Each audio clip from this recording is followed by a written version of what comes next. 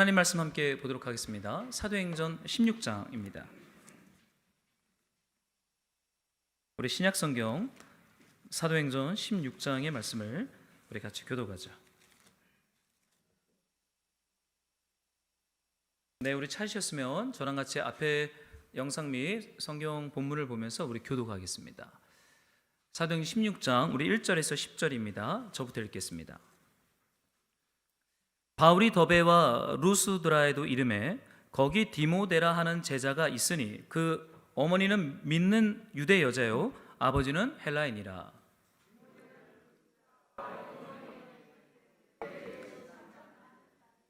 바울이 그를 데리고 떠나고자 할새 그 지역에 있는 유대인으로 말미암아 그를 데려다가 할례를 행하니 이는 그 사람들이 그의 아버지는 헬라인인 줄 다 알미러라. 여러 성으로 다녀갈 때 예루살렘에 있는 사도와 장로들이 작정한 규례를 그들에게 주어 지키게 하니 이에 여러 교회가 믿음이 더 굳건해지고 수가 날마다 늘어가니라. 아시아에서 말씀을 전하지 못하게 하시거늘 그들이 부르기아와 갈라디아 땅으로 다녀가 무시아 앞에 이르러 비두니아로 가고자 애쓰되 예수의 영이 허락하지 아니하시는지라. 무시아를 지나 드로아로 내려갔는데 밤의 환상이 바울에게 보이니 마게도냐 사람 하나가 서서 그에게 청하여 이르되 마게도냐로 건너와서 우리를 도우라 하거늘 바울이 그 환상을 보았을 때 우리가 곧 마게도냐로 떠나기를 힘쓰니 이는 하나님이 저 사람들에게 복음을 전하라고 우리를 부르신 줄로 인정함이러라. 아멘. 네, 우리 하나님 말씀 나누기 전에 또 우리 한번 앞뒤 좌우 우리 지체들과 함께 한번 평화의 인사 우리 한번 나누는 시간 갖도록 하겠습니다. 잠깐 우리 서로 한번 인사할까요? 네. 일주일간 잘 지내셨습니까? 네, 이렇게 오랜만에 뵙습니다. 지난주에 저희가 이제 말씀 행전 오후 늦게까지 이제 마치느라 다들 좀 주일 오후가 많이 좀 분주했을 텐데 저는 이렇게 좀 굉장히 좀 좋은 시간이었어요. 굉장히 이렇게 선교적이고 복음적인 메시지를 들어서 좀 도전이 되었고 참 이렇게 은혜가 되는 시간이었습니다. 여러분들 어떠셨는지 모르겠어요. 좋으셨습니까? 네, 오늘 기회가 되면 오늘 묵상 모임 때 그 은혜들을 좀 나누면 좋겠다는 생각이 좀 듭니다. 오늘은 계속 이어서 우리 사도행전 시리즈 49번째 반드시 통과해야 할 밤이라는 제목으로 우리 공동체 가족들에게 하나님 말씀 함께 증언하도록 하겠습니다. 여러분 이제 2차 전도여행이 시작이 되었어요. 우리가 지난 전주에 2차 전도여행이 여러분 어떻게 시작이 되었습니까? 참 독특한 방식으로 시작이 됩니다. 1차 전도여행은 여러분이 아는 것처럼 안디옥 교회 지도자들이 금식하면서 성령이 불러 시키시는 일을 위하여 바나바와 사울을 따로 세우라라는 명확한 주의 음성을 듣고 성령의 인도함을 따라 1차 전도여행이 시작됩니다. 여러분 누가 봐도 얼마나 멋있어요. 누가 봐도 얼마나 성령 충만한 사건으로서 1차 전도여행이 시작됩니까? 근데 여러분 2차 전도여행은 독특했어요. 여러분 지난주 기억하십니까? 바울이 갑자기 마가를 데리고 전도여행을 떠나자고 바나바에게 제안합니다. 성령이 나오지 않아요. 그죠? 기억하십니까? 성령이란 단어가 나타나지 않고 말씀도 나타나지 않고 인간적인 계획과 인간적인 어떠함들이 등장하기 시작합니다. 그러니까 바나바가 뭐래요? 마가를 데리고 가자. 그러니까 여러분 바울이 뭐라 그럽니까? 마가는 안 된다. 1차 전도여행 때 중도 하차했기 때문에 혹시라도 2차 전도여행에서도 떠날 수 있기 때문에 마가는 두고 우리 둘이 떠나자라고 제안을 합니다. 그러면서 둘이 심한 논쟁을 해요. 성경 본문을 보면 다투어 피차 갈라섰다라는 말씀이 나옵니다. 여러분 저는 이 말씀을 묵상하다가 어떻게 이렇게 인간적인 연약함으로 말미암아 두 사도가 다투고 갈라설 수 있는가? 이렇게 말하면요 싸운 거예요. 쌈박질한 것입니다. 그러고는 이제 둘이 같이 일 못하겠다. 그러고는요 각자 길을 가자라는 거예요. 근데 여러분 이것이 성령께서 일하시는 여정 가운데 나타나는 어떠한 역사라고 1차 전도여행은 말해요. 우리 지난번에 이 말씀 결론을 어떻게 내렸습니까? 바울의 계획은 바나바와 원팀으로 가는 것이었는데 하나님의 계획은 뭐였죠? 바울과 실라라고 하는 한 팀을 일으켰고 마가와 바나바라고 하는 한 팀을 일으켜서 두 팀을 파송합니다. 남쪽과 북쪽을 향하여서. 여러분 우리 예수님이 가지고 있는 계획은 두 사람이 짝을 이루어 전도여행을 가는 것이었어요. 여러분 우리의 연약함이 전도행 가운데 드러날 수 있습니다. 우리의 약함도 드러날 수 있습니다. 우리의 죄성도 드러날 수 있습니다. 그러나 하나님의 뜻과 하나님의 계획은 우리 인간의 어떠함에 의하여 좌지우지되어지는 그런 사건이 아니다라고 사도행전은 증언하고 있어요. 두 팀으로 남쪽과 북쪽으로 흩어집니다. 그러면서 등장한 인물이 실라라고 하는 사람이에요. 여러분, 성령께서 우리와 함께 일하십니다. 성령이 우리를 이끄시고 우리의 연약함과 전혀 상관없이 하나님의 뜻을 이루어지는 이야기가 이 2차 전도행 이 서두에 기록이 되어 있었죠. 근데 여러분, 오늘 말씀을 봤더니 오늘도 이상해요. 2차 전도행은 왜 이렇게 독특한 말씀들이 많은지 모르겠어요. 말씀을 전하려고 하는데 성령께서 말씀을 못 전하게 해요. 이거 어떻게 해석합니까? 복음을 전하려고 하는데 예수의 영이 복음 전하는 것을 막습니다. 오늘 이 말씀들을 우리가 좀 읽으면서 아니, 도대체 지금 하나님이 하시는 일이 무엇인가? 하나님의 뜻이 무엇인가? 우리가 질문하면서 주의 메시지를 듣는 시간이 되기를 소망합니다. 여러분, 이 사도행전 이제 바울이 남갈라디아 지역을 향하여 갑니다. 오늘 본문의 말씀을 봤더니 더베와 루스드라에도 이르매라고 말하고 있어요. 그런데 여러분, 여기에 누가 등장합니까? 또 한 사람이 등장하죠. 디모데라고 하는 사람이 등장합니다. 여러분, 2차 전도행이 시작되면서 새로운 인물들이 등장하기 시작해요. 이제 바울과 바나바가 아니라 새로운 젊은 제자들, 젊은 사도 훈련생들이 일어나서 주님의 일들을 감당하기 시작해요. 그런데 이 디모데를 성경은 뭐라고 말하고 있냐면 제자다라고 말해요. 디모데라 하는 제자가 있으니 라고 말하고 있습니다. 여러분, 더베와 루스드라는 바울과 바나바가 1차 전도여행을 했던 지역입니다. 여러분, 거기에 교회가 세워진 거예요. 근데 상상을 해보세요. 오늘날처럼 여러분, 교회를 세우려면 자본이 많이 들어갑니다. 돈이 많이 들어가요. 뭐 건물 임대해야 되지, 보증금 내야 되지, 월세 내야 되지, 인테리어 해야 되지. 그러나 이 당시에는 이런 예배당 개념이 없어요.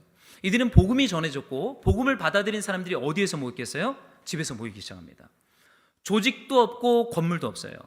생각을 해보세요. 이런 화려한 예배당이 있겠어요? 제가 괜찮습니다. 그냥 두셔야 돼. 이게 그냥 두셔도 돼. 예, 편히 앉으시면. 저희 문의를 조금 손을 좀 봐야 될 것 같습니다. 화려한 예배당과 화려한 조직이 없어요. 여러분, 큰 교회에서 신앙생활 해보신 분들 계십니까? 저도 이렇게 부목사 때는 좀 예배당이 큰 데서 부목사 6년 반을 했는데요. 얼마나 편한지 모르겠어요. 지하 주차장에다 파킹하고 엘리베이터 타고 올라가서 제 사무실에 가면 될 정도로 굉장히 편안함이 있는 인프라와 건물과 모든 복지 시설들을 가지고 있습니다. 그러나 제가 개척해 봤더니 제가 처음에 주차를 어디에 했냐면 저희 구단지에다 했어요. 왜냐면 이 정기권, 주차권이 좀 비싸다 보니까 제가 좀 재정을 아끼려고 이 여기 앞에 아파트에 좀 세우다가 이게 너무 불편해서 도무지 안 되겠다 해서 제가 한 1년 만에 이제 정기권을 끊고 이제 밑에다 제 차를 좀 세우기 시작했습니다. 여러 가지 불편함이 있죠. 여러분, 더베와 루스드라 지역에 있는 교회들은 저희 교회랑도 비교되지 않을 정도로 굉장히 열악한 교회입니다. 그런데 여러분, 거기에서 누가 세워져요? 제자가 세워져요. 여러분, 독특한 거예요. 여러분, 제자는 화려한 예배당이나 화려한 조직이나 화려한 어떠한 프로그램으로 세워지는 교회가 아닙니다. 제자는요, 여기 본문의 말씀이 말하고 있지만 더베와 루스드라라고 하는 어떤 현장에서 제자들이 세워지기 시작해요. 여러분, 제자가 세워지는 현장이 어디입니까? 오늘 본문의 말씀을 봤더니 여러분, 더베와 루스드라라고 하는 지역에는요, 사실 이 본문에는 번역이 되진 않았지만 원문에 보면 방향이라고 하는 에이스라는 단어가 나옵니다. 그러니까 무슨 말이냐면 바울과 실라가 어떠한 분명한 목적과 계획을 가지고 더베와 루스드라 지역에 갔다라는 거예요. 여러분, 한번 생각해 보세요. 어떤 방향성을 가지고 오는 겁니다. 어떤 계획을 가지고 있어요. 어떠한 단기적인 목표를 가지고 더베와 루스드라 방향에 도착했다라고 말하고 있어요. 여러분, 그런데 이제 오늘 우리가 설교로 이렇게 풀어가겠지만 바울의 계획과 바울의 목표와 바울의 방향은 다 흔들려 버려요. 여러분, 이것이 성령께서 하시는 일로 오늘 등장합니다. 근데 여러분, 제자가 어디에서 세워지는가? 오늘 본문은 말하고 살짝 여운을 던지고 있지만 내 계획과 내 목표와 내 방향이 흔들리는 자리에서 예수 그리스도의 제자는 세워진다라고 말해요. 여러분, 저는 목사가 되려면 보통 이렇게 9년의 과정이 필요합니다. 학부 4년, MDB 3년, 그리고 교회 현장에 가서 2년의 전임 전도사 2년 과정이 끝나면 이제 교단이 목사 한 수를 줘요. 9년의 어떤 그 인턴십 과정을 거치죠. 이 인턴십을 통과하지 않으면 목사 한 수가 나오질 않습니다. 목사 한 수 받을 때 여러분 한번 구경 가보신 적 있으세요? 새 양복을 맞춰 입고요, 새 구두를 신고요, 목사님들이 이렇게 안수를 합니다. 근데 제가 이렇게 사도행전을 읽다 보면 그러한 화려한 의식이 없어요. 제자가 세워지는 현장에는 뭐 새 양복을 입고 새 구두를 신고 수많은 유명한 사람들이 와서 안수하는 이런 의식이 없어요. 내 계획과 내 생각과 내 계획이 흔들리면서 깨지는 현장에서 제자들이 세워지고 있더라고요. 이게 사도행전이 제자들을 세우는 방식입니다. 그런데 여러분, 이 디모데를 오늘 본문이 제자라고 말할 때 여러분, 디모데가 어떻게 제자로 세워진 것 같으세요? MDB 신학교에 가면은 예수님의 제자가 세워집니까? 보통 선교단체 출신들은 선교단체 훈련을 받으면 이게 제자가 세워진다고 말합니다. 저는 선교단체에 있을 때 6개월 정도 예수제자 훈련학교를 받으면 이렇게 제자라고 하는 십자가와 수료증을 줘요. 그리고 그 단체의 간사로 일할 수 있는 자격증과 또 이렇게 선교사를 파송받을 수 있는 어떠한 권한을 부여합니다. 어떠한 과정을 통과해야 여러분 제자가 세워집니까?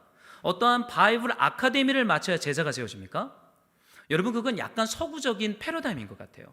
여러분, 예수님의 제자는요, 현장에서 세워집니다. 현장에서 말씀과 고난과 순종이라고 하는 시간을 통과한 사람들이 제자로 세워지지, 어떠한 학위나 어떠한 과정이나 어떠한 인턴십의 어떤 과정을 마친 사람들이 예수님의 제자로 세워지는 그런 세계관은 사도행전에서 전혀 등장하지 않아요. 제가 부목사를 할 때요, 개척된 교회였습니다. 저는 주로 이렇게 갓 개척된 교회에 부목사라 가서 이렇게 사역들을 종종 했었는데요, 목사님이 이제 상가 건물에서 교회를 개척했어요. 그리고 제가 부임했을 때가 약 18년 된 교회였어요. 이미 개척해서 성장했고 예배당을 건축했고 두 번째 예배당도 건축해서 이제 출석이 한 5,000명 되는 교회로 성장하고 누가 봐도 성공한 교회였어요.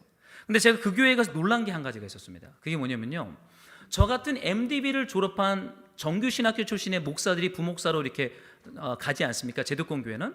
그래서 교구를 맡고 신방도 하고 성경 공부도 인도하고 설교도 하고 그럽니다.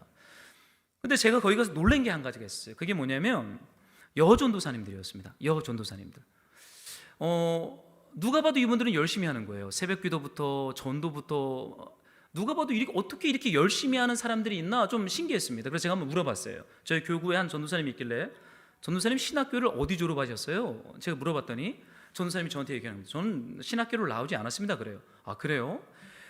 교구가 8개 교구가 있었는데 8분의 전도사님들이 있었는데 이분들이 다 어떠한 분들이었냐면, 교회가 개척됐을 때 상가에 그 어린 애기들 등에 업고 상가교회에 와서 목사님과 개척 목사님과 성경 공부하고 기도하고 국수 끓여 먹고 라면 끓여 먹고 유모차 끌고 바깥에 나가서 전도하고 전도된 사람들과 함께 교회 와서 양육했던 그 애기 엄마들이 5년차 10년차가 되면서 이제 그 교회에 지도자들이 되어 있는 거예요. 사역자들이 되어 있는 거예요. 저희 같은 MDB를 마친 정규 목사들은 사실은 그 교회에서 별로 영향력이 없었습니다. 목사님들은 1년 2년마다 계속 바뀌었어요. 그래도 교회가 끄떡하지 않아요. 왜요? 개척 때부터 그 교회를 통과했던 이 젊은 엄마들이 이제는 50대 중반의 전도사님들이 돼서 사람들을 전도하고 양육하고 먹이고 그 사람들을 섬기는 일들을 감당하고 있는 거예요. 제가 그걸 보면서 깨달은 게 하나 있습니다. 아, 제자는 현장에서 세워진다. 여러분, 제가 부목사 할 때 뭐 이렇게 경쟁률이 꽤 높았던 교회였습니다. 이렇게 부목사를 뽑으면 이력서들이요 100통이 넘게 날라요. 그 중에 유학 갔다 온 목사님들은 수두룩 100백이었습니다. 근데 제가 그 교회에서 배운 게 한 가지 있어요. 학위나 어떠한 과정이 우리의 사역 제자됨을 결정하지 않고 현장을 믿음으로 통과한 사람들이 제자로 세워지는 거, 저는 거기서 그걸 뼈저리게 배웠어요. 여러분, 디모데, 그가 통과한 현장이 어디입니까? 여러분, 디모데는요 루스드라 출신이에요. 여러분, 루스드라가 어떠한 곳인지 기억하세요? 1차 전도여행 때 바울이 루스드라에서 복음을 전하잖아요. 근데 복음을 전하다가 이고니온에서 온 바울을 시기하는 사람들이 루스드라 사람들에게 바울을 모함합니다. 그러니까 루스드라에 있던 유대인 공동체가 화가 나서 돌을 들어 바울을 쳐 죽이지 않습니까? 바울이 어때요? 본문에 의하면 14장에 의하면 돌에 맞아 죽을 뻔하여 성 밖에 내던지집니다. 시피채로. 그때 여러분, 믿음의 형제들이 바울을 둘러싸고 있었죠. 그 중에 루스드라 출신의 디모데 청년이 바울이 돌에 맞아 쓰러졌던 그 현장에 있었던 것을 나중에 서신서에 가면 이걸 기록하고 있어요. 여러분, 이 디모데는요 바울이 복음을 전하다가 돌에 맞아 죽을 뻔했던 그 현장에서 바울 곁에 있었던 1차 전도 여행의 회심자입니다. 여러분, 제자가 어디에서 세워집니까? 고난의 현장을 통과할 때 여러분, 제자는 세워집니다. 제자는 어떠한 과정을 이수한다고 세워지는 게 아니에요. 성경 공부를 했다고도 세워지는 것도 아닙니다. 저처럼 목사 한 수 과정을 통과했다고 되는 것도 아닙니다. 예수님의 제자는 주님의 말씀을 끌어안고 말씀이 가리키는 방향을 믿음으로 통과하면서 그는 예수님의 제자로 세워지는 것을 이 사도행전 2차 전도여행은 말하고 있죠. 사랑하는 말씀으로 동역자 여러분, 주님께서 저와 여러분들을요 제자로 부르셨어요. 여러분 동의하십니까? 여러분을 그냥 성도로 불렀다고 생각하십니까? 나를 주님은 그냥 평신도로 불렀다고 생각하십니까? 여러분, 2차 전도여행은 말합니다. 예수 그리스도 안에 있는 모든 사람은 그리스도의 제자로 부름을 받았다. 그리스도의 장성한 분량까지 자라가는 제자로서 저와 여러분들을 예수님이 불렀다는 거예요. 사랑하는 말씀으로 동역자 여러분, 제자는 고난의 현장에서 세워집니다. 말씀을 끌어안고 그 말씀 때문에 인내하고 견디는 그 믿음의 여정을 통과하면서 머리부터 발끝까지 우리가 예수를 본받는 제자로 세워지는 거예요. 제자는 단번에 되지 않아요. 제자는 여정이고 세워지는 것이며 공동체와 함께 고난을 통과하면서 그들은 예수님의 제자로 세워집니다. 그런데 이 디모데를 본문이 이렇게 말하고 있어요. 한 번만 더 여러분이 2절을 좀 읽어주시겠어요? 시작.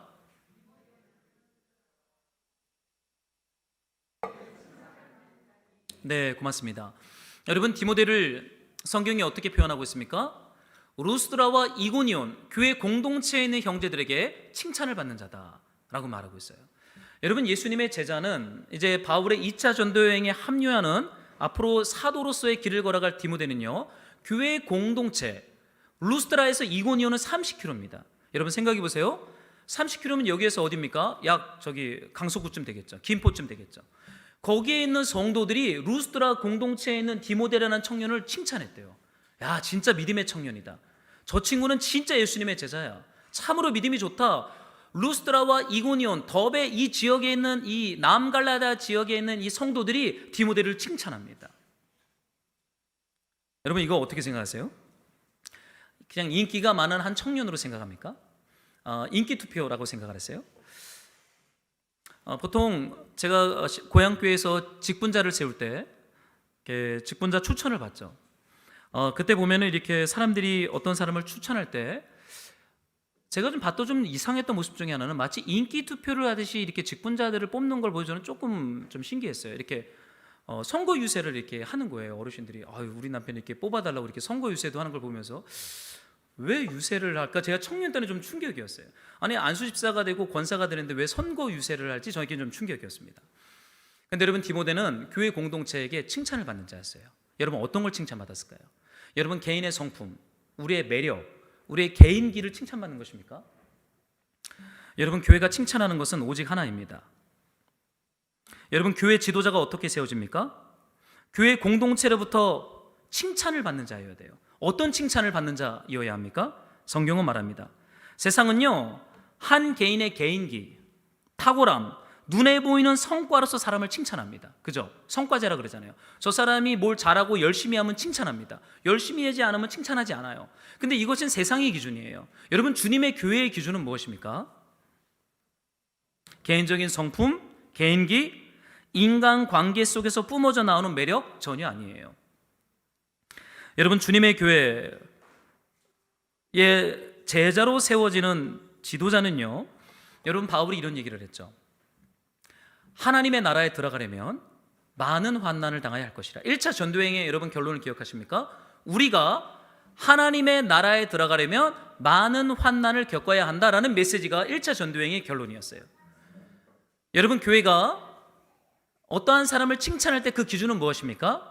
예수님의 말씀 때문에 고난을 당하는 현장을 믿음으로 통과하고 있을 때 교회는 그 신자를 칭찬합니다. 그 사람의 어떠한 학력, 성품, 개인적인 매력 전혀 중요하지 않아요. 주의 말씀 때문에 고난을 당하는 현장을 믿음으로 통과하고 있다면 루스드라와 이고니온에 있는 형제들은 그 형제를 칭찬하는 것이죠. 여러분, 제자는 어떻게 세워집니까? 저는 이 고난을 통과하면서 저와 여러분들은 예수님의 제자로 저는 세워질 줄라고 믿어요. 여러분, 한때 우리 그 대형교회 메가처치에서 어떠한 비평을 한 적이 있냐면, 한번 대형교회에서 이렇게 모여서 어떻게 이렇게 큰 대형교회들이 만들어진 것인가 가지고 한번 세미나를 한 적이 있습니다. 여러분, 세계에 이렇게 대형교회들이 없어요. 뭐 2만 명, 3만 명, 이 작은 대한민국에서 어떻게 이런 초대형 메가처치들이 나와요? 그때 모여서 우리가 회의하고 토론하고 세미나했어요. 아니, 어떻게 이런 메가처치가 이 서울 한복판에 세워진 것이냐 분석을 했습니다. 원인을 찾았어요. 어떤 일인지 아십니까? 대형교회들이 전도를 잘해서요? 설교가 좋아서요? 그때 세미나에서 내린 결론은 뭐냐면요, 시골에 했던, 시골교회에서 양육받고 시골교회 헌신했던 그 청소년 청년들이요, 이제 대학으로 올라옵니다. 그러고는 서울 대학으로 와서 그들이 시골교회에서 배웠던 그 믿음으로 신앙생활을 하기 시작해요. 그것이 지금 초대형 교회들의 대학부예요. 그 대학부들이 결혼하고 성장해서 그 교회 중직자들이 되기 시작합니다. 그래서 내린 결론은 뭐냐면요, 대형 교회들이 그때 이런 결론을 냈어요. 우리는 빚진 자다. 우리는 시골에 있는 그 작은 교회들, 우리는 지방에 있는 그 작은 농촌 교회들이 믿음으로 키운 청년들이 우리 교회로 와서 우리 교회 리더십들에서 우리 교회를 세운 것이다라고 하는 그러한 통해와 믿음의 고백을 한 세미나가 하나 있었습니다. 여러분, 프로그램이 제자를 만들지 않아요. 어떤 양육이 제자를 만들지 않아요. 어떠한 커리큘럼이 제자를 만들지도 않아요. 어떤 인프라가 제자를 만들지도 않아요. 예수님의 제자는요, 말씀 붙잡고 그 말씀을 가지고 고난의 현장을 통과하면서 그는 온몸에 예수 DNA가 새겨지는 예수님의 제자로 세워진다는 거예요. 여러분, 얼마나 이거 소망이 되는 말씀입니까? 보통 우리 선배님들하고 모여서 그런 얘기합니다. 한 사람 전도해서 잘 양육해 놓으면 중형교회로 간대요. 개척교회가 전도해서 잘 양육해 놨더니 이제 중형교회로 간다. 이런 얘기들을 우리 선배 목사님들이 한 적이 참 많아요. 여러분, 고난의 현장이야말로, 그리고 말씀이 녹아지고 순종되어지는 그 현장에서야말로 예수님의 제자는 여러분 세워집니다. 근데 여러분, 바울이 이 디모데를 데리고 이제 전도 여행을 떠나려고 합니다. 그런데 바울이 지금 어떠한 이상한 행동을 하나 하는데요, 여기 본문의 말씀을 봤더니 그를 데려다가 할례를 행했다라는 말씀이 나와요. 여러분, 바울이 할례에 대해서 어떻게 생각했던지 여러분 기억나십니까? 할례를 행하는 것에 대해서 바울이 긍정적이었습니까? 아니면 부정적이었습니까? 부정적이었어요. 예수 그리스도를 믿는 믿음 이외에는 어떠한 멍에도 씌우지 말라, 예루살렘 교회랑 막 단판을 지었잖아요. 막 싸웠잖아요. 이방인들, 예수 믿은 이방인들에게 할례를 행해라, 예루살렘 교회가 협박하니까 이 바울과 바나바가 예루살렘 교회에 가서 말도 안 되는 소리 하지 마라, 오직 믿음으로 구원받는 것이지 무슨 할례냐, 싸웠던 사람이 바울이에요. 근데 지금 바울이 뭐 하고 있어요? 디모데를 데려다가 할례를 행해요. 이거 약간 좀 바울이 좀 이상해진 거 아닙니까? 바울이 타협한 거 아니에요? 그렇게 할례랑 핏대를 세우고 싸웠던 바울이 지금 디모데를 사역자로 데려가려고 했더니 할례를 행했어요. 루스드라 공동체에서. 이거 사람들의 눈치를 보는 것입니까? 자신의 어떠한 신학을 버린 것입니까? 타협한 것인 거예요? 복음에 지금 물타기를 한 것입니까? 그렇지 않아요. 여러분, 갈라디아서에 보면요, 디도라고 하는 제자가 있는데 바울이 디도한테는 그런 얘기를 해요. 너 할례 받을 필요가 없다 얘기를 합니다. 고린도전서 9장에 보면 바울이 이런 고백을 합니다. 제가 좀 읽어드릴게요. 내가 모든 사람에게서 자유로우나 스스로 모든 사람에게 종이 된 것은 더 많은 사람을 얻고자 함이라. 유대인들에게 내가 유대인같이 된 것은 유대인들을 얻고자 함이요, 율법 아래에 있는 자들에게 내가 율법 아래에 있지 아니하나 율법 아래에 있는 자같이 된 것은 율법 아래에 있는 자들을 얻고자 합니다. 여러분, 바울은요, 자신의 신학을 깨트렸어요. 자신이 옳다라고 생각하는 걸 깨트렸어요. 왜요? 복음을 전하기 위해서라면 자신이 고수했던 원칙들, 자신이 붙잡고 있었던 신학들 다 버리기 시작하는 거예요. 여러분, 여기에서 느껴지는 바울에서 풍겨져 나오는 메시지가 보입니까? 제자는요, 내가 옳다고 생각하는 것을 부인하는 자리까지 나가는 게 제자입니다. 여러분, 지금 바울은요, 자기를 부인하고 있어요. 여러분, 자존심이 안 상했겠어요? 이 할례 논장 때문에 굉장히 핏대를 세우고 싸웠던 바울이 유대인들에게 복음을 전하려고 하는데 할례를 받지 않은 디모데가 혹시라도 오해를 받고 복음을 전하는 것에 영향력이 없을까 봐 할례를 행해요. 복음을 위해서라면 자기의 자존심도 버려요. 자기가 고수했던 원칙도 버려요. 이건 자기 부인입니다. 여러분, 사역자가 자존심을 버린다는 건 쉬운 게 아닙니다. 더욱이 바울과 같은 강성인 사람이 자신의 원칙을 부인하면서까지 할례를 행해요. 이건 굉장한 자기 부인이고 자기 깨우침의 시간을 바울이 통과하고 있는 거예요. 여러분, 제자는요, 고난과 예수 말씀과 복음 때문에 자기를 부인하는 자리에서 예수님의 제자는 세워집니다. 아무리 공부 많이 하고 아무리 고학력자 소용없어요. 현장 안에서 말씀 때문에 자기 부인과 고난을 당하는 믿음의 흔적이 없다면 그는 제자로서 주님의 복음을 위해서 나아갈 수가 없습니다. 여러분, 이 디모데와 이 바울의 자기 부인 이야기가 오늘 이 본문 속에 왜 서두에 등장하느냐는 거예요. 바울이 할례를 디모데에게 행하고 남갈라디아 지역의 여러 성으로 다니면서 이제 예루살렘 교회 총회가 정한 규례들을 전합니다. 어떤 일들이 일어납니까? 한번 여러분들이 5절을 좀 읽어주세요. 함께 시작.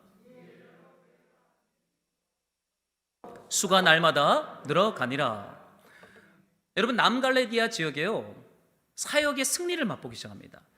디모데가 할례를 행하고 고난을 통과한 제자들과 함께, 자기 부인을 경험한 제자들과 함께 이제는 3명이 팀이 되어서 남갈라디아 지역에 순회하며 복음을 전하는데, 교회가 더 강건해지고 제자들의 수가 더 날마다 늘어났다라고 하는 이 사역의 승리를 여기서 보고하고 있습니다. 뭔가 이렇게 굉장히 분위기가 밝고 아주 이렇게 경축하고 승리하는 분위기로 가득 차 있어요. 그런데 여러분, 6절에서부터 이상한 말씀이 나오기 시작합니다. 한 번만 더 읽어주세요. 함께 시작.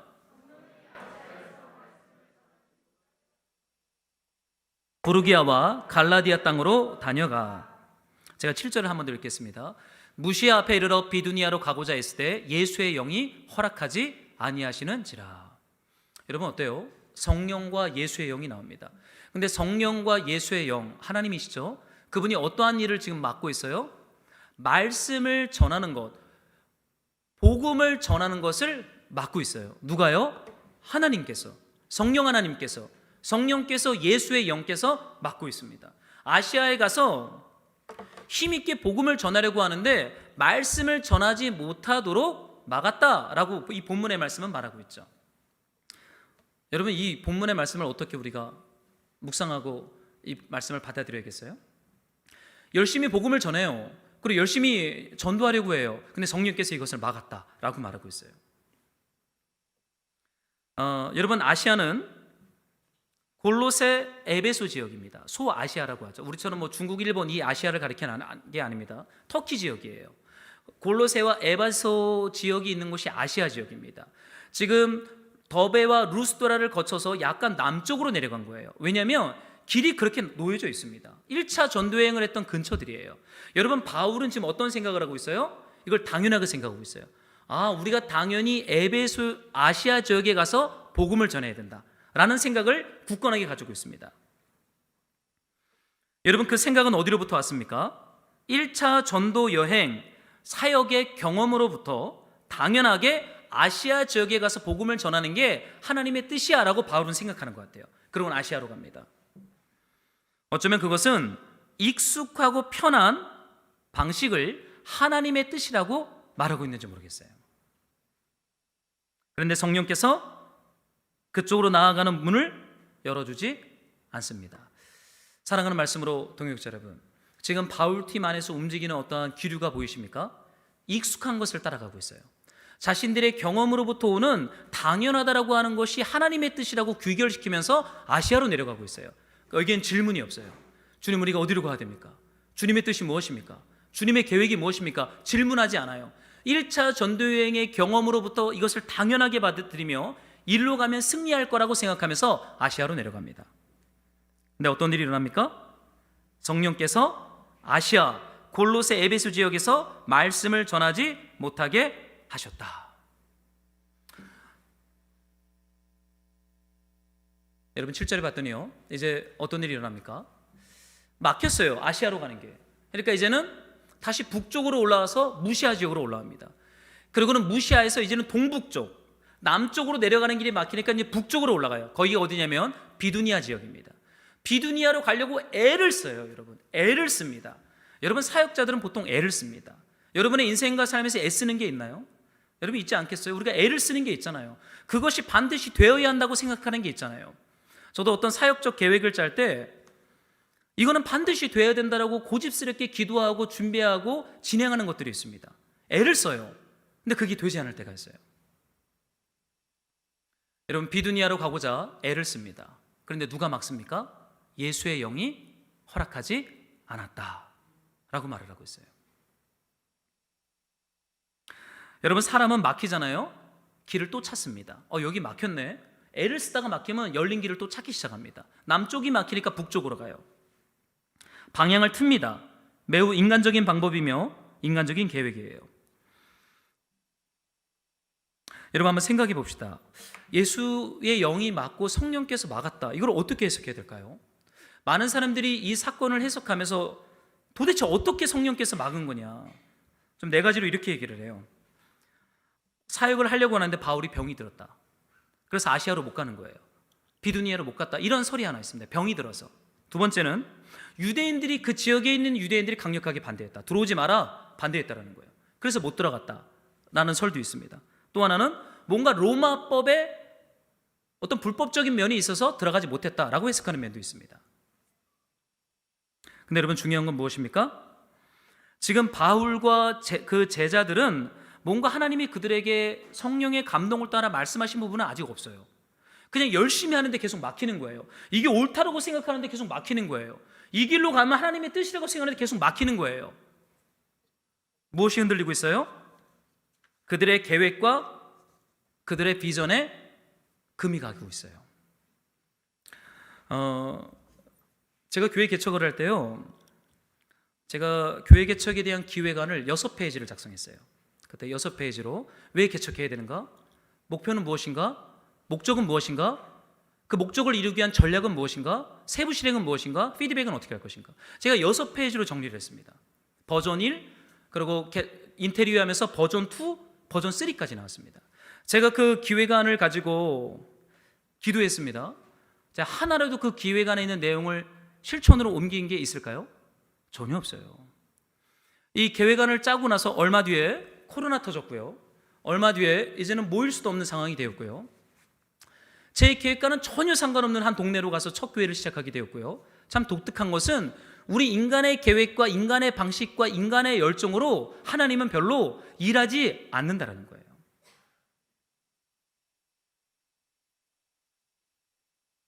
제가 가끔 성도님들에게 다 얘기하진 않지만 어떤 사역을 시작할 때 제가 아내랑 대화를 할 때가 있습니다. 이거 어떻게 생각해? 이거 우리 교회에서 하면 어떨 것 같아? 제가 이렇게 좀 질문을 해요. 그럼 부부니까 이런 부분들에 허심탄회하게 강점과 약점에 대해서 서로 피드백하지 않겠습니까?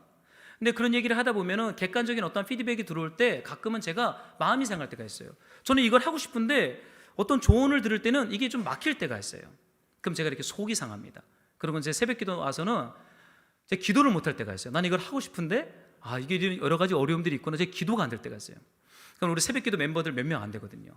한 사람이 여러분 통성기도 안 하면 어떠는지 알아요? 금방 눈치챕니다. 싸웠구나. 새벽기도 하는 분들은요 금방 알아요. 제가 막 열심히 통성기도 하는데 어느 날 통성기도를 안 해요. 그럼 어떻게 느끼겠어요? 목사님 뭔가 싸웠구나 이렇게들 생각하시더라고요.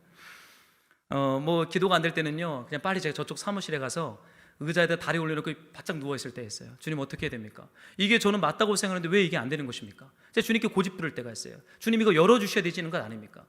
그것만 열어주면 뭔가 사역이 날개를 달고 힘있게 나갈 것 같은데 안 열릴 때가 있어요. 그럼 고집을 부립니다. 악다구니를 씁니다. 화도 내봅니다. 기도도 안 해요. 속상해서. 그런데 막힐 때가 있어요. 그렇다고 성령께서 말씀하신 것도 아니에요. 막히는 거예요. 그런데 사도행전이 이것을 성령이 아시아에서 말씀을 전하지 못하게 했다, 예수의 영이 허락하지 않았다라고 하는 굉장히 계시적인 언어로 말하고 있어요. 바울의 현장에는 계시가 없는데 바울의 현장에는 막힘들이 있어요. 내 계획과 내가 소망하는 것들이 다 막히고 있어요. 그런데 성령과 예수께서 간섭하고 있는 사건이다. 여러분 여기에 소망이 있는 거예요. 여러분 예수 믿지 않는 사람들은 이 소망을 몰라요. 우리가 막 악다구니를 쓰고 있는 것과 우리의 계획대로 하려고 하는데 뭐가 막혀요. 인간적인 막힘인 것 같죠? 사도행전 2차 전대행은 이런 메시지를 줍니다. 성령과 예수께서 간섭하고 있는 여정이며 사건이다 라고 말하고 있는 거예요. 얼마나 소망이 됩니까? 저는 이 말씀 소망이 돼요. 여러분 여기 본문의 말씀에서 예수의 영이 허락하지 않았다라는 이 단어가 나오죠. 근데 여러분 이 단어가 신약 성경에 3번 쓰였어요. 여기 본문에 하나, 다른 성경에 또 두 번 쓰였는데 이 단어가 쓰였던 말씀의 문맥을 보면 이런 말씀이 있습니다. 한번 여러분 고린도전서 이 말씀을 좀 읽어주시겠어요? 시작.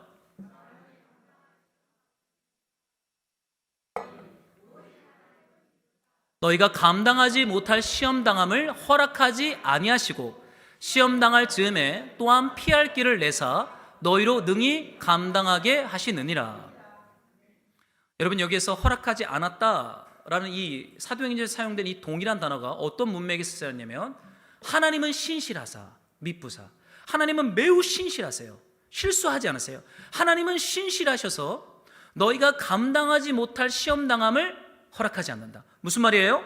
지금 아시아로 가고 비두니아로 가는 것은 바울과 바울의 사역자들이 감당할 만한 것이 안 된다라는 거예요. 그러니까 막으시는 거예요. 거기에 가면 바울과 실라와 디모데를 향한 하나님의 계획이 좌절될 수 있어요. 바울을 향한 그 팀을 향한 하나님의 계획은 따로 있어요. 아시아와 비두니아가 아니에요. 그래서 허락하지 않는 거예요. 주님은 감당할 것을 우리에게 맡기시는 분이십니다. 여러분, 때로는 무언가 막힐 때가 있죠. 그 막힐 때 어떻게 해야 돼요? 때로는 악다구니도 쓰고 고집도 쓰고 우리의 어떤 힘으로 뭔가 돌파하려고 할 수도 있어요. 그러나 그 여정 끝에서 우리가 해야 될 것은 무엇입니까? 항복입니다. 주님, 주님의 뜻을 이제는 보여주십시오. 악다구니를 계속 쓰면 안 돼요. 이제는 주님의 말씀을 보여주십시오. 저는 아마도 바울과 실라와 디모데는 소아시아와 비두니아 지역에 복음을 전하는 게 2차 전도여행의 목표지라고 이미 확정했던 것 같아요. 근데 2차 전도여행의 하나님의 뜻은 어디입니까? 유럽이에요. 지중해를 건너서 와서 우리를 도우라는 환상 앞에 마게도니아 지역과 아가야 지역으로 복음을 전하는 것이 하나님의 뜻인데, 바울과 그의 팀은 아시아, 비두니아 여기에 꽂혀가지고 여기에서 승부를 보려고 합니다. 그러니까 주님이 계속 허락하지 않고 있어요. 속상하죠. 왜냐하면 우리는 하나님의 큰 그림을 못 봅니다. 우리는 우리 눈앞에 있는 작은 그림 앞에서 희노애락을 경험해요. 기쁘거나 울거나 즐겁거나 화를 내거나 우리 눈앞에 일어나는 어떠한 사건 앞에 집중하는 것이 우리 인간의 연약함입니다. 바울이 아마도 잠을 못 잤을 것 같아요. 왜냐하면 제가 볼 때 바울의 성정은 자신이 계획대로 되지 않으면 잠을 못 잡니다. 주변에 그런 분 있나요?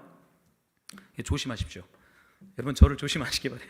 제 계획대로 되지 않으면 제가 잠을 못 자요. 저는 잠을 못 잘 때가 참 많습니다. 잠을 꼬박 새고 새벽기도 나올 때도 있어요. 이게 풀어지지 않을 때. 참 성질이 못된 사람이죠. 성질이 못된 사람은요, 막힘을 경험해야 합니다. 그래야 주님 앞에 항복해요. 여러분, 바울과 실라와 디모데가 저는 항복했을 것 같아요. 주님 허락하지 않아요. 그런데 이 말씀이 쓰인 구절이 한 군데 더 있습니다. 누가복음 4장에 이 말씀이 또 쓰였어요. 한번 여러분들이 좀 읽어주시겠어요? 시작. 당신은 하나님의 아들이니이다. 예수께서 꾸짖으사 그들이 말함을 허락하지 아니하시니 이는 자기를 그리스도인인 줄 알미러라. 우리 하나님이 허락하지 않는 것이 하나 더 있습니다. 우리가 감당하지 못할 시험을 주님은 허락하지 않으세요. 그런데 주님이 또 하나 허락한 것은요, 사탄에게 미혹을 당하여 하나님의 뜻에서 이탈하는 것을 주님은 허락하지 않습니다. 그래서 지금 누구를 꾸짖습니까? 사탄이 말하는 것을 허락하지 않아요. 독특하죠. 저는 이런 문맥 속에서요, 왜 허락하지 않는가? 여러분, 하나님이 분노를 내고 있는 것입니까? 우리한테 화내고 있는 거예요? 그가 우리를 마치 혼을 내고 있는 것입니까? 그렇지 않아요. 여러분, 여기에서 울려 퍼지는 하나님의 사랑의 메시지가 들립니까? 우리가 감당하지 못할 시험에 들어가서 실족할까봐, 사탄의 전략 앞에서 무너질까봐 우리 예수의 영, 성령께서 허락하지 않고 있어요. 여러분, 이것이 본격적인 2차 전도여행이 시작될 때 일어났던 전초 사건입니다. 여러분, 오늘 읽었던 본문의 말씀에 6절에는 성령이 허락하지 않았다 그러고 7절에는 예수의 영이 허락하지 않았다고 합니다. 여러분, 10절에 가면은요, 제가 좀 읽어드릴게요. 10절입니다. 바울이 그 환상을 보았을 때 우리가 곧 마게도니아로 떠나기를 힘쓰니 이는 하나님이 저 사람들에게 복음을 전하라고 우리를 부르신 줄로 인정함이라. 성령과 예수와 하나님이 나옵니다. 여러분, 보이십니까? 성부, 성자, 성령 삼위 하나님의 사역하심이 지금 여기 있는 거예요. 여러분, 우리의 인간적인 현장 속에는 무언가 막힘과 열림이 있어요. 내 계획이 좌절되거나 내 계획서가 폐기 처분되는 스트레스 받는 현장들이 있어요. 그런데 그 현장이 어떤 현장이라고요? 성령 하나님, 성자 하나님, 성부 우리 하나님 삼위일체 하나님께서 함께 연합함으로 말미암아 바울과 실라와 디모데를 하나님의 그 구원과 뜻으로 인도하고자 하는 이 아름다운 사역이 이 현장 가운데 이루어지고 있다는 거예요. 저는 이 성령 예수 하나님이라는 이 단어를 묵상하면서요, 삼위일체 하나님이 바울과 실라와 디모데와 함께 동행하고 있다. 그러니 얼마나 든든해요. 사랑하는 말씀으로 동역자 여러분 계획대로 되지 않는 거 있을 거예요. 때로는 여러분 어떠한 막힘을 경험할 때도 있을 거예요. 때로는 내가 이걸 굉장히 원하는데 이게 되지 않을 때도 있을 거예요. 근데 여러분 기억하세요.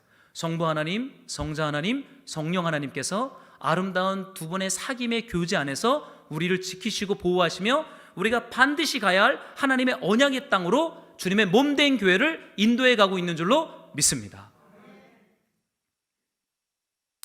여러분, 허락하지 않을 때 우리는 노래할 때예요. 찬양할 때입니다. 여러분, 언제 찬양합니까? 내가 기도했던 것들이 응답되었을 때 기쁨으로 찬양합니까? 누구든지 합니다. 그러나 내가 기도하고 소망했는데 그것이 이루어지지 않았을 그때, 여러분 그때 어떻게 해야 돼요? 그때말로 기뻐하고 찬양하고 감사할 때이죠. 왜요? 제자는 거기에서 세워지니까. 제자는 온실에서 세워지지 않습니다. 비닐하우스가 탁 있어서 따뜻한 온기와 비를 막아주고 바람을 막아주고 따뜻한 온기로 비닐하우스. 제주도 여미지 예쁩니까? 저는 제주도 여미지 가면 재미가 하나도 없어요. 사람들이 좋다 해서 제주도 여미지 한번 가봤거든요. 답답해서 저는 그 안에 못 있더라고요. 저는 어디 가서 살아있음을 느끼는지 아십니까? 한라산을 투벅투벅 걸어가면서 그 바람을 맞으며 꼬불꼬불 휜 나무들을 보면서 텅텅 빈 그 바위들을 보면서 그 찬바람을 맞으면서 이게 살아있는 거죠. 온실 속에서 이렇게 보호받으면 그들 여러분 나가서 한번 살아보세요. 그 화분들이 사나 금방 죽습니다. 여러분, 제자는 현장에서 세워지는 거예요. 제가 그 예수전도단 제자훈련학교 6개월 훈련할 때 나가서요, 수료식을 하고 청년들을 이제 세상으로 내보내죠. 캠퍼스로 돌려보내고 직장으로 돌려보냅니다. 그리고 한 3개월 뒤에 우리가 신방을 좀 해요. 잘 사나? 예수제자 훈련을 마치고 잘들 사나? 우리가 연락들을 해봅니다. 우리 제자들을. 여러분, 가관도 아니에요. 지역교회 적응도 못해요. 너무나 온실 속에서 뜨거운 예배 속에 있다가 지역교회 갔는데 뜨겁습니까? 말씀이 뜨겁지 않잖아요. 이런 설교하는 거예요. 찬양이 뜨겁습니까? 예배팀이 어디 있어요? 기타 하나 가지고 전혀 감정에 어떠한 기쁨이 없는 이 너무나 심플한 찬양을 드리는데 그 온실 속에서 뜨거운 메시지와 뜨거운 찬양에 길들여졌던 청년들이 지옥교회에 가니까 적응을 못해요. 다시 예수전도단 가겠대요. 제 정신 똑바로 차리라 그랬어요. 네 정신 똑바로 차려라. 우리가 있어야 할 곳은 여기야. 이 세상이야. 이 투벅투벅 걸어가면서 주님의 뜻을 발견하면서 제자로 살아야지. 따뜻한 온실 그만아, 제가 소리 질렀어요. 열방대학교 그만아, 제가 소리 질렀어요. 우리가 있어야 할 곳은 아무런 역사가 일어나지 않는 막힘과 갈등과 고통이 있는 그 현장입니다. 그러나 거기 왜 있어야 돼요? 삼위 하나님이 우리와 동행하시면서 저와 여러분들을 주님의 제자로 세워가기 있기 때문입니다. 비두니아가 막혔어요. 이제 바울팀이요, 북쪽도 막혔고 남쪽도 막혔어요. 동쪽에서 왔으니까 동쪽으로 갈 수는 없죠. 그럼 이제 어디로 가야 됩니까? 서쪽밖에 열린 데가 없어요. 무시아 서쪽입니다. 드로아 서쪽 지중해 끝자락에 있는 항구예요. 드로아 항구까지 내려갑니다. 더 이상 갈 데가 없는 거예요. 드로아 항구까지 가요. 그러고는 어떠한 일이 일어나요? 여러분들이 좀 읽어주세요. 시작. 하나가 서서 그에게 청하여 이르되 마게도냐로 건너와서 우리를 도우라 하거늘. 여러분, 드로아 항구에 도착했을 때 그때는 밤이었습니다. 이 개역 한글에는 그냥 밤에라고 말하고 있지만 원문에 보면 정관사 더가 있어요. 그 밤에, 무슨 말이에요? 드로아에 도착한 첫날 그 밤에 환상이 바울에게 보였다라고 성경은 말하고 있습니다. 여러분, 밤에 환상이 열려요. 그 밤이 어떻겠어요? 매우 피곤했을 겁니다. 한번 생각을 해보세요. 아시아도 막혔고 비두나도 막혔어요. 모든 계획이 다 좌절을 경험했어요. 내가 계획하고 내가 기획한 모든 것들이 다 땅바닥에서요 폐기 처분됐어요. 마음이 어떨 것 같아요? 속상하죠. 마음이 상합니다. 마음이 상하고 피곤하고 지쳐서 드로아에 도착했을 그때, 그 밤에 하나님의 환상이 바울에게 보였다라고 말하고 있죠. 여러분, 복음은요, 우리의 환한 낮이 끝날 때, 그래서 우리가 밤에 도착했을 때 하나님의 빛과 하나님의 말씀과 하나님의 환상이 열린다라고 성경은 말하고 있어요. 이게 복음이에요. 우리가 죄 앞에서 우리가 죄인입니다. 내가 아무것도 아닙니다. 주님, 제가 아무것도 할 수 없는 무력한 죄인 중에 괴수입니다 라고 항복할 그때, 그 밤을 통과할 때 하나님의 환상이 열리고 있어요. 여러분, 바울 사실 얼마나 잘난 사람입니까? 여러분 생각을 해보세요. 바울처럼 잘난 사람 없을 거예요. 신학적으로, 영적으로, 그의 어떤 인맥과 어떤 그의 사회 어떤 경제적인 부분, 학업, 바울보다 잘난 사람은 없어요. 그리고 바울은 굉장한 추진력 있는 사람입니다. 개척자예요. 말 그대로 사도입니다. 막을 수 있는 사람이 없어요. 그런데 그의 계획이 다 땅바닥에 쳤어요. 그를 따라온 실라와 디모데가 바울을 어떻게 받겠어요? 리더인데 리더가 계획하는 것마다 다 실패해요. 그를 따라오는 사람들이 바울을 신뢰하겠습니까? 바울이 좀 컨디션이 안 좋나? 왜 저러지? 아마도 그 관계 안에도 여러 가지 텐션이 있었을 거예요. 그러나 의지할 만한 모든 것이 다 끊어졌을 그때 밤에 환상이 바울에게 보였다. 사랑하는 말씀으로 동역자 여러분, 혹시 밤을 통과하고 있습니까? 여러분의 힘과 능력으로 할 수 없는 어떠한 시간들을 여러분 통과하고 있나요? 그럼 그때는요, 이제 하나님의 환상이, 하나님의 말씀이 열릴 때입니다. 우리는 성령 충만할 때 하나님 말씀 열릴 것 같죠. 분위기 좋고 마치 우리가 제자 훈련 받는 어떤 스쿨에 가서 예배 분위기 좋고 찬양 뜨겁고 기도 뜨거울 때 하나님의 환상이 열릴 것 같죠. 물론 그때도 열리기도 하지만 보통 우리의 욕망이 열릴 때가 많습니다. 하나님의 환상, 하나님의 비전이 열릴 때는요, 내 꿈과 내 계획과 내 가능성과 내 강점이 다 바닥을 쳤을 그때, 여러분 그때 하나님의 환상이 열리는 거예요. 참 슬프죠. 저는 참 슬프더라고요. 어떻게 하나님이 이렇게 일하실까? 그래도 좀 이렇게 좀 뭔가 잘 풀리고 이럴 때 하나님의 환상을 주면 좀 덜 창피하기라도 하죠. 내가 아무것도 아니고 무력한 존재라는 걸 깨달았을 그때 하나님의 환상이 바울을 찾아옵니다. 바울이 밤을 통과해요. 여러분, 하나님의 나라는, 하나님의 사람들은, 하나님의 뜻은 밤을 통과하지 않고서는 결코 출산될 수가 없습니다. 제가 지난주 강동진 목사님이랑 교제하다 그런 얘기를 했어요. 제가 질문 하나 드렸습니다. 목사님, 교회 개척이 은사입니까? 제가 물어봤어요. 여러분, 교회 개척이 은사라고 생각하세요? 제가 얘기를 했어요. 어떤 분들은 청빙을 받고 어떤 분들은 개척을 해요. 제가 물어봤어요. 개척이 은사입니까? 제가 물어봤습니다. 개척할 만한 성령과 은사가 돼 개척할 수 있는 겁니까? 물어봤어요. 워낙 그분은 개척자의 삶을 살고 있으니까요. 밥 먹다가 한마디 딱 합니다. 목사는 개척이 기본 아닙니까? 그래요. 기본이죠. 너무 이렇게 멋이 없게 얘기하시는 거예요. 저는 되게 멋있는 답을 기대를 했는데, 목사는 개척이 기본이죠. 그리고 자기 밥 계속 드세요. 참나 진짜 좀 멋있는 척 좀 하면 얼마나 좋아요. 여러분, 목사가 왜 개척이 기본이라고 생각하세요? 개척을 해야 밤을 통과합니다. 부목사 때는 저에게 밤이 없었어요. 날마다 환한 대낮이었어요. 날마다 멋있는 옷에 멋있는 차 타고, 신방 갈 때 제가 운전해 본 적이 없어요. 신방 받는 가정의 리더가 와서 운전해 주면 뒤에 앉아서 그 가정이 갈 때까지 뒷자리에 앉아서 이렇게 신방할 성경 말씀을 봅니다. 신방하고 나면은 교제도 안 해요. 거기 성도들끼리 교제하고 저는 이제 빨리 나오고 그 다음 집 가고 그 다음 집 가고, 도대체 뭐 하는 건지 모르겠어요. 얼마나 대접을 많이 받고 제가 뭐가 된 줄로 착각하며 살았습니다. 그래서 제 집에 와서 아내가 밥을 줬는데, 저는 신방을 가면 항상 사기 종지의 반찬들을 담아서 밥을 줬거든요.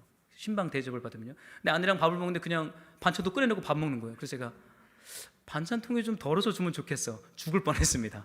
저는 그날부로 진짜 이게 진짜 죽을 수도 있겠구나라는 걸 제가 그때 경험했어요. 제가 착각했죠. 제가 신방을 다니다 보니까 제가 뭔가 된 줄로 착각하고 밥 먹을 때는 항상 예쁜 그릇에 반찬들이 이렇게 담겨야 먹는 줄 알았어요. 김치통 꺼내놓고 뚜껑 열고 먹는 거죠. 찌개에다 숟가락 꽂고 그냥 먹는 거죠. 목사는 개척이 기본입니다. 왜요? 그래야 민낯이 드러나고 내가 그리스도의 은혜가 없이는 안 되는 형편없는 죄인이라는 것을 깨닫기 때문이에요. 여러분, 개척교회 왜 오셨습니까? 여러분, 밤을 통과하게 될 것입니다. 밤을 통과하다 보면 하나님 은혜가 필요하구나, 절절하게 주님 앞에 여러분 기도할 때가 올 거예요. 개척교회는 그거 말고 없어요. 우리가 여러분한테 뭘 줄 수 있겠어요? 아동부 탁월한 교육을 주겠습니까? 편안하게 마실 수 있는 카페와 인프라를 주겠어요? 날마다 좋은 강사들 데려다가 말씀 들을 수 있겠어요? 기대하지 마세요. 없습니다. 우리가 기도하는 건 뭐예요? 밥 먹고 설거지 하는 거예요. 전도하는 것입니다. 애들이요? 그냥 저렇게 하면서 애들 제자로 키우는 거예요. 그러듯이 하나 있는 게 뭡니까? 고난과 밤을 통과하다가 내가 하나님의 은혜가 없으면 안 되는 죄인이구나, 이거를 깨달을 그때 우리 안에 하나님의 환상이 열리고 하나님의 복음이 열리고 하나님의 말씀이 열려서 우리를 주님의 부르심의 끝까지 그 여정 가운데 인도하게 되는 줄로 저는 믿습니다. 여러분, 이게 복이 아닐까요? 여러분, 뭐가 복이에요? 저는 이게 복이라고 믿어요. 저는 이 복을 붙잡을 거예요. 이 복을 빼앗아가는 그 모든 것들에 대해서 저는 저항할 것입니다. 우리 성도들이 하나님 앞에 밤을 통과하지 못하도록 막는 것들에 대해서 차단할 거예요. 저는 싸울 것입니다. 여러분, 야곱을 아시나요? 야곱의 축복이라는 노래 들어보셨어요? 여러분, 하나님의 언약의 족보가 있죠. 아브라함과 이삭과 야곱으로부터 하나님의 족보가 시작이 되어집니다. 하나님의 나라죠. 근데 여러분, 이 야곱은 여러분이 아는 것처럼 밤을 한번 통과해요. 어디에서요? 베델에서. 여러분, 야곱이 어떠한 사람이냐면, 우리가 나중에 기회가 되면 야곱 시리즈를 한번 우리가 공동체 때 한번 설교를 하면 좋겠는데, 야곱을 하나하나 한번 분석해서 뜯어보는 거죠. 여러분, 야곱은 굉장히 독특한 사람입니다. 굉장히 지혜로워요. 꾀가 많아요. 어디에 들어가면 상황 판단이 빨리 되는 사람입니다. 동생이에요. 형 에서가 있습니다. 그럼 장자권은 누가 마땅히 가져야 됩니까? 형 에서. 그런데 이 동생 야곱이 봤더니 형이 약간 어리버리한 거예요. 형이 좀 어리버리합니다. 저 장자권 내가 뺏을 수 있겠는데, 딱 마음이 들어갔어요. 그러니까 어떻게 해요? 형이 사냥을 하고 배가 많이 고프니까 팥죽 한 그릇 애들 형한테 팥죽을 주면, 형 배고프지? 이거 먹어. 형이 개걸스럽게 먹습니다. 그러니까 한마디 더 하죠. 형, 내가 한 그릇 더 줄게. 좀 장자권을 나한테 팔 수 없어? 무식한 형이요? 그래, 가져. 야, 지금 배고파 죽겠다. 한 그릇 더 가져와. 장자권을 팔아버립니다. 그러고는 아버지를 속이고 형을 속이고는 눈이 먼 이삭 앞에 가서 장자의 축복을 받아버리죠. 장자의 축복을 받으면 그의 인생은 끝날 줄로 야곱은 생각했던 것 같아요. 땅과 그 공동체의 장자의 권위와 이제는 장자로서의 명분을 합당한 삶이 살 거라고 생각했던 것 같아요. 근데 그걸 무엇이 기다립니까? 장자의 축복을 받아요. 장자의 축복을 받으면 그 축복은 흘러가는 것입니다. 취소 못해요. 근데 그 축복이 어떠한 방식으로 흘러갑니까? 형과 아버지가 자신을 속인 걸 알고 야곱을 죽여버리려고 합니다. 그러니까 엄마가, 얘야, 너 외삼촌 라반의 집에 가 있어라. 하란으로 보내죠. 그러고는 그 밤에 짐도 못 챙기고 그냥 단벌 신사로 도망칩니다. 그 말씀이 여기에 있어요. 도망치다 창세기 28장에 봤던 이런 말씀이 있어요. 여러분 좀 읽어줄래요? 시작. 한 곳에 이르러는 해가 진지라. 거기서 유숙하려고 그곳에 한돌을 가져다가 베개로 삼고 거기 누워 자더니, 여러분, 도망치다 그가 어디에 도착해요? 해가 졌다. 밤을 만나요. 아버지로부터 장자의 축복을 받은 이제 복덩어리가 된 거예요. 취소 못해요. 축복은요. 하나님이 언약 가운데 복을 주기로 결정해서 복덩이가 된 것입니다. 그런데 그 복받은 사람이 도망치다가 밤을 만나요. 근데 얼마나 형편없냐면 바울보다 더 형편없어요. 잠을 자야 되는데 아무것도 가지고 못 나오니까 돌을 갖다가 이렇게 베개 삼아 길거리에서 노숙을 합니다. 노숙. 이게 복받은 사람의 모습이에요. 여러분, 이런 복 받고 싶으세요? 없죠. 이런 복 받지 마세요. 야곱만 받으라 합시다. 근데 12절에 이런 말씀이 있어요. 돌을 베고 자고 사는데, 우리 한 번만 더 읽겠습니다. 시작. 꿈에 본즉 사닥다리가 땅 위에 서 있는데 그 꼭대기가 하늘에 닿았고, 또 본즉 하나님의 사자들이 그 위에서 오르락 내리락 하고, 또 본즉 여호와께서 그 위에 서서 이르시되 나는 여호와니 너의 조부 아브라함의 하나님 이삭의 하나님이라. 너가 누워있는 땅을 내가 너와 내 자손에게 주리라. 아멘.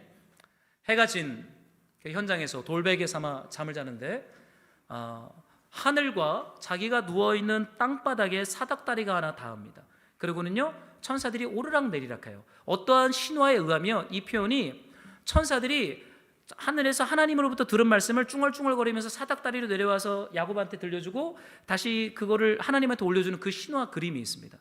하늘에 있는 하나님의 말씀을 듣고 천사들이 중얼중얼거리면서 귀여운 천사들이 오르락 내리락 하면서 야곱에게 하나님의 말씀을 심어주는, 하늘과 땅이 닿는, 하늘과 땅이 하나 되어지는 그 복을 어디에서 받아요? 밤에 야곱이 만납니다. 사랑하는 말씀으로 동역자 여러분, 우리의 어떠함들은 때로는 막힘을 경험해야 돼요. 그 막힘을 경험하다가 와장창 깨져버려야 돼요. 그리고는 무엇을 만나야 돼요? 밤 앞에 딱 서서, 주님, 제가 틀렸습니다. 주님, 제 계획이 아니었습니다. 주님, 이제는 말씀하시옵소서. 피곤하고 지친 돌베개 삼아 드로와 항구에서 더 이상 도망칠 데 없어요. 이제 바닷가입니다. 바닷가로 넘어가던가 집으로 돌아가던가 둘 중에 하나예요. 이제 하나님 앞에 독대함으로 정면 승부를 하기 시작해요. 여러분, 사람은 밤을 만날 때 정면 승부합니다. 그럴 때 주님 앞에 곧게 서는 거예요. 그래서 때로는 밤이 우리에게 복이 되고 유익이 되고 생명이 되는 줄로 믿습니다. 여러분, 그 환상에서요, 주님이 이렇게 말을 해요. 이 본문의 말씀을 봤더니 환상이 서 있다라는 말이 있어요. 서 있다. 환상이 바울에게 보이니 마게도냐 사람 하나가 서서, 사람이 서 있지만 사실 이 사람은 하나님의 말씀 덩어리죠. 하나님의 환상 덩어리가 딱 서 있어요. 이것은 굳게 서 있다라는 거예요. 이 단어가 가지고 있는 본래 의미가 뭐냐면, 이 외침을 들어서 바울이 예스, 네라고 말할 때까지 굳게 서 있는 거예요. 바울이 하나님에 의하여 설복을 당하여 항복할 때까지 환상이 뒷걸음질 치지 않고 바울 앞에 굳게 서 있는 거예요. 여러분, 하나님의 결연한 의지가 보이십니까? 그리고는 이런 말씀이 들리기 시작해요. 이르되 마게도냐로 건너와서 우리를 도우라. 사랑하는 말씀으로 동역자 여러분, 바울을 향한 하나님의 환상이 무엇입니까? 지역도 아니고 도시도 아니었어요. 한 사람에 대한 비전이었습니다. 여기서 도우라라는 저 단어는요, 울면서 외치다라는 어떤 원어입니다. 어떤 사람이 간절하게 울면서 나를 좀 도와줘라고 외치고 있는 거예요. 그 환상을 보는 거예요. 여러분, 이것이 바울 안의 심장의 비전으로 바뀌기 시작합니다. 사랑하는 말씀으로 동역자 여러분, 우리의 인생이 잘되고 성공하는 것이 비전입니까? 여러분, 그것이 우리 크리스찬의 비전과 목표가 되어야 합니까? 되어야 돼요.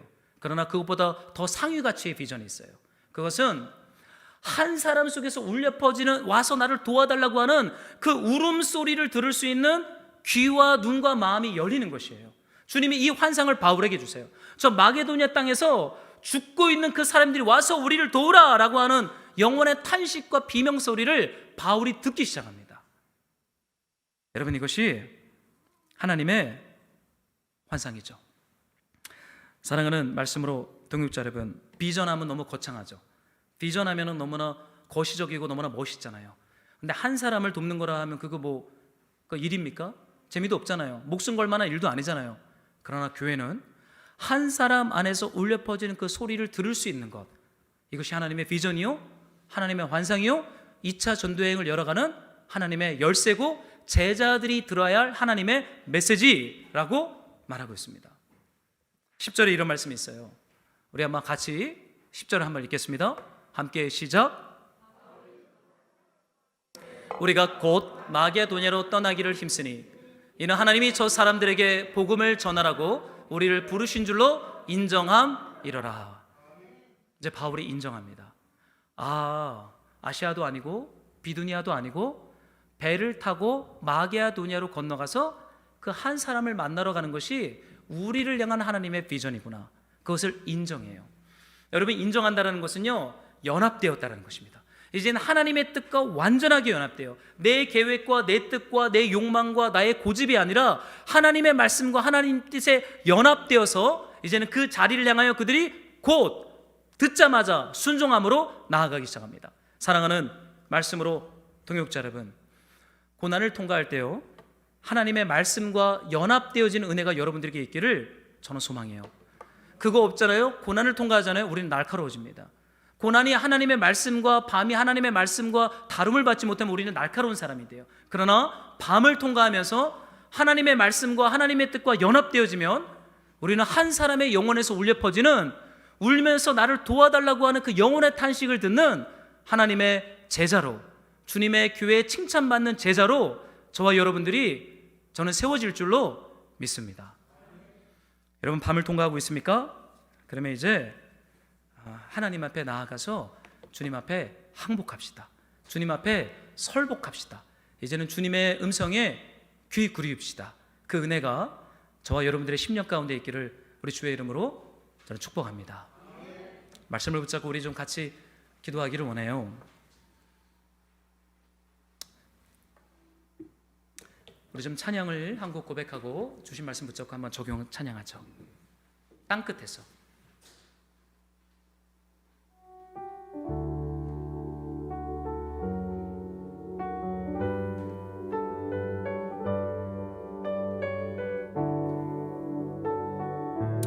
믿음으로 우리의 삶을 주님께 드리며 주께서 주신 동산에,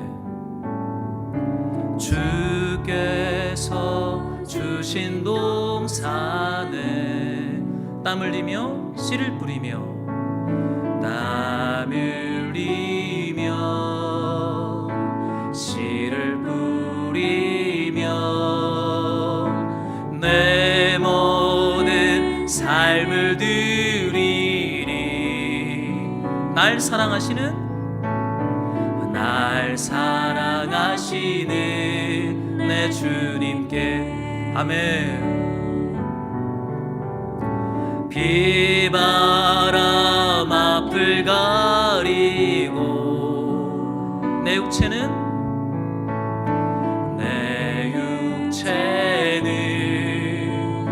쇠잔에 져도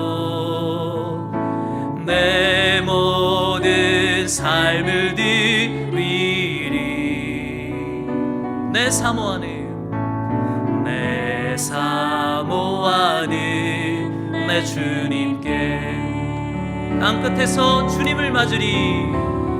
땅끝에서 주님을 맞으리.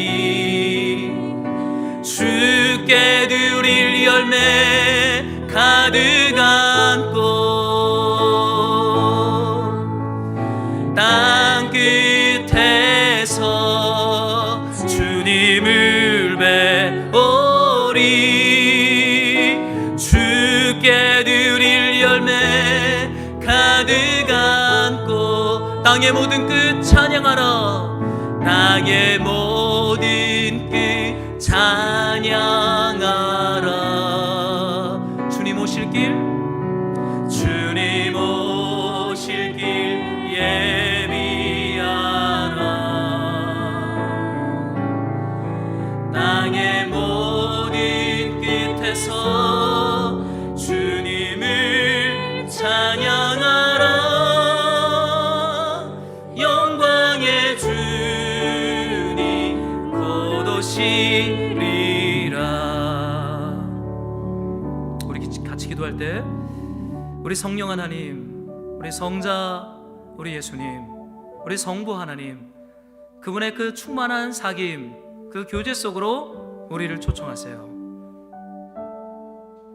주님 앞에 우리가 기도할 때, 주님, 우리가 막힘의 현장에서 때로는 우리가 우리의 어떠함을 계속 추구하거나 우리가 고집부리지 아니하고 우리의 완고해지지 아니하고 날마다 하나님의 음성을 듣는 부드러운 마음으로 주님의 뜻 앞에 우리가 날마다 항복함으로 주님의 은혜를 간구하는 그 성령의 허락하심, 예수의 영의 허락하심, 우리 하나님의 그 은혜를 우리가 구합시다. 우리 통과하고 있는 밤과 막힘이 있다면 주님께 올려드리면서 거기 앞에 우리가 머물렀지 아니하고 하나님이 부르시는 열린 곳을 향하여 우리가 기도하며 나아갈 수 있도록 성령 하나님 우리에게 은혜를 베풀어 달라고 우리 한번 주님 앞에 주여 일창하고 한번 같이 기도하면서 나아가겠습니다. 주여,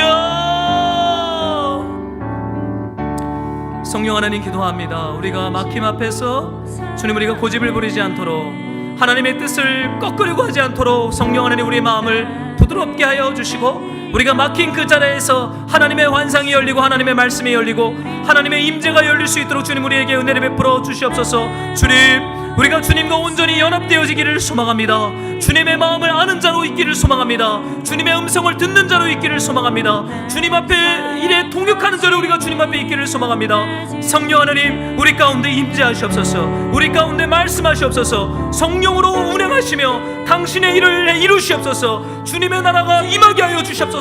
주님의 복음이 전파되게 하여 주시옵소서. 주님, 주님, 주님,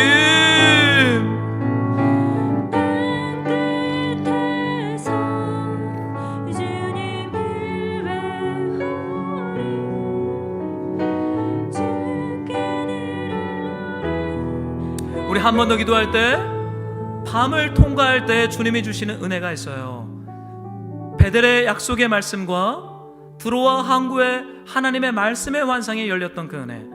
여러분, 상황과 환경이 좀 안 열려서 마음이 상하고 속상한 것이 있습니까? 주님께서 말씀하십니다.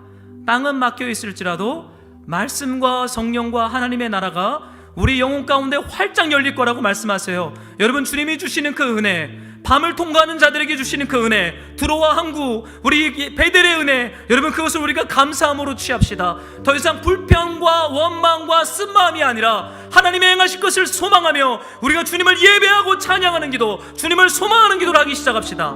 기도할까요? 주님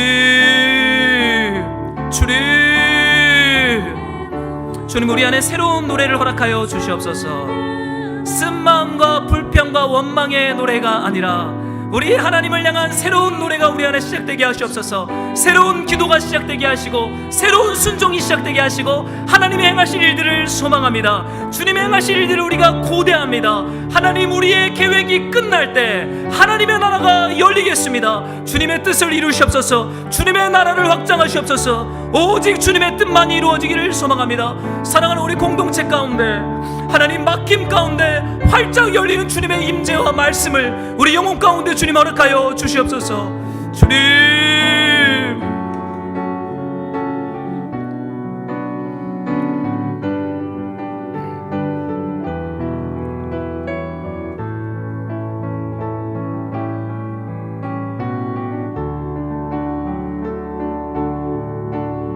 사랑하는 하나님, 참으로 기도하는 것은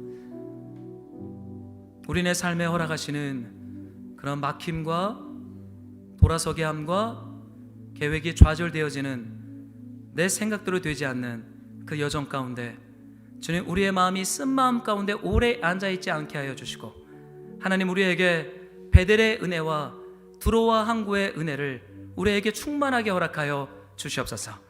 다시 한번 하나님의 비전과 환상에 사로잡혀서 한 영혼을 향한 그러니까 주님의 애타는 탄식 소리를 들을 수 있도록 성령이여 두꺼운 우리의 귀를 열어 주시옵소서. 우리에게 다시 한번 주님을 향한 응답과 기도가, 새로운 노래가 우리 안에 시작되게 하여 주시옵소서. 주님 사랑함으로 예물을 봉헌하오니 주님 받으시고 열방과 파주 선교에 사용하여 주시옵소서. 예수님의 이름으로 기도드렸습니다.